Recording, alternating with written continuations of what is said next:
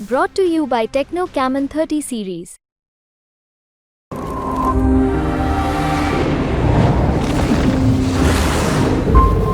Samajwadi Party Uttar Pradesh में कितनी सीटें जीतती दिखाई दे रही है? समाजवादी पार्टी और इंडिया गठबंधन कम से कम 60 सीटें जीत रहा है, एक कम नहीं। लिख लीजिए आप, कल शाम को देख लेना।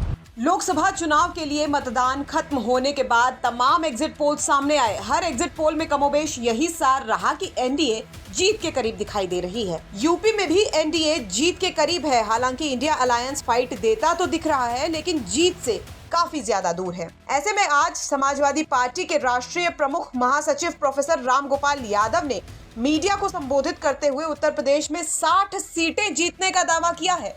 रामगोपाल यादव ने फिरोजाबाद के समाजवादी पार्टी के कार्यालय पर मीडिया को संबोधित किया। उन्होंने तमाम एग्जिट पोल्स को गलत बता दिया और साथ ही ये भी बता दिया कि किस किस सीट पर सपा जीत दर्ज कर रही है। तो हम अपने आपके माध्यम से बताना चाहते हैं कि सब कुछ फर्जी है। ये केवल इंडिया गठबंधन और उत्तर प्रदेश में खास तौर से समाजवादी पार्टी के कार्यकर्ताओं को डिमोरलाइज करने के लिए किया, क्योंकि आप लोगों ने कभी ये नहीं सोचा कि स्थिति क्या है प्रदेश की। आप देखिए, देश के 3 बड़े नेता जो बीजेपी के हैं उत्तर प्रदेश से चुनाव लड़ रहे हैं। 2 लड़ रहे हैं, एक मुख्यमंत्री, मोदी जी, राजनाथ सिंह और योगी जी। मोदी जी चुनाव लड़ रहे हैं बनारस से।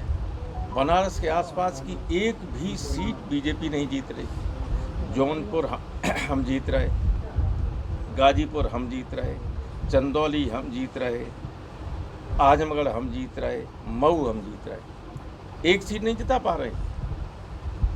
लखनऊ के आसपास बाराबंकी हम जीत रहे, मोहनलालगंज हम जीत रहे, हरदोई हम जीत रहे, उन्नाव हम जीत रहे, सीतापुर हम जीत रहे। कौन सी सीट हैं जो नेताओं के आसपास भी प्रभाव वाली जीत पा रही? एक भी नहीं जीत रहे। गोरखपुर बाबा जी के मुख्यमंत्री की है।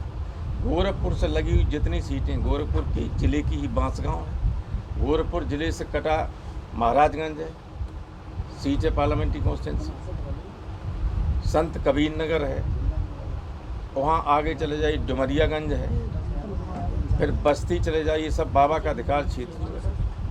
उन सब में एक भी सीट बीजेपी नहीं जीत रही। फिर ये जो एग्जिट पोल करने वाले हैं, कैसी मनगढ़ंत बातें करते हैं। कोई यहाँ तक कि मैंने तो देखा कि उसमें देखा कि सर निरहुआ का पलड़ा भारी। हम जानते हैं 5 विधानसभा में आजमगढ़ में कम से कम 40 हज़ार वोट से हार रहा है निरहुआ, 2 लाख वोट से। जब 2 लाख वोट से हारने वाला का भी पलड़ा भारी आप दिखाओगे तो आप पीसी करके बताना ही पड़ेगा कितना फ्रॉड सब हो रहा है। लोगों की अंतरात्मा खत्म हो गई और सब प्रशासन पर दबाव डालने के लिए कोशिश कर रहे हैं।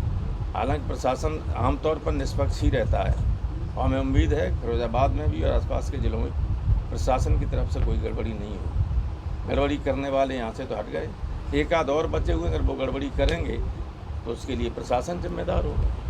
तो समाजवादी पार्टी उत्तर प्रदेश में कितनी सीटें जीतती दिखाई दे रही है? समाजवादी पार्टी और इंडिया गठबंधन कम से कम 60 सीटें जीत रहा है, एक कम नहीं। लिख लीजिए आप, कल शाम को देख लेना। फिर इंडिया गठबंधन का नेता कौन होगा? वो नेता तो चुनाव के बाद, कल के बाद अपने आप तय हो जाएगा, उसमें कोई समस्या नहीं। वो आपका सरदर्द नहीं, वो 1 घंटे के अंदर सब हो जाएगा, कोई प्रॉब्लम नहीं आएगी। बीजेपी वाले यही तो सोच रहे हैं कि प्रॉब्लम आएगी, नहीं आएगी। तय हो चुका है पहले, सब कुछ तय नहीं हो चुका, लेकिन तय हो जाएगा। रामगोपाल यादव यही नहीं रुके। उन्होंने कल होने वाली वोट काउंटिंग को लेकर भी बड़ा सवाल उठा दिया है। उन्होंने पोल्स में गड़बड़ी की आशंका जताते हुए अधिकारियों से अपील भी की है। क्या कहीं आपको कुछ होने का अंदेशा है? जैसा कि बार बार बताया जा रहा है कि गड़बड़ी हो सकती है, एग्जिट पोल और एग्जैक्ट पोल में फर्क आ सकता है, ये समाजवादी पार्टी आएगा ही, कह रही है। वो तो आएगा ही। एग्जिट पोल और एग्जैक्ट पोल में का रिजल्ट जो आएगा उसमें फर्क होगा। जमीन आसमान का सब उलट जाएगा, पूरा ज्यों कहते हैं एकदम उल्टा हो जाएगा।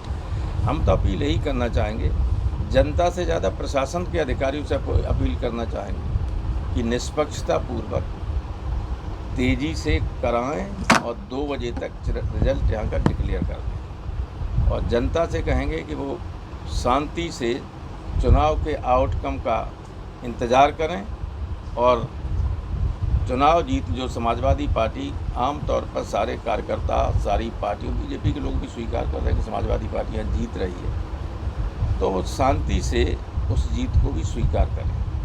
कहीं किसी तरह की शांति नहीं होनी चाहिए, ये मेरी अपील है सब। बता दें कि कल यानी 4 जून को लोकसभा चुनाव के नतीजे सामने आने हैं। जनादेश क्या होता है उस पर सबकी निगाहें हैं। ऐसे में देखना दिलचस्प होगा कि यूपी में सपा का ये दावा कितना सही साबित होगा। फिरोजाबाद से सुधीर शर्मा की रिपोर्ट, यूपी तक।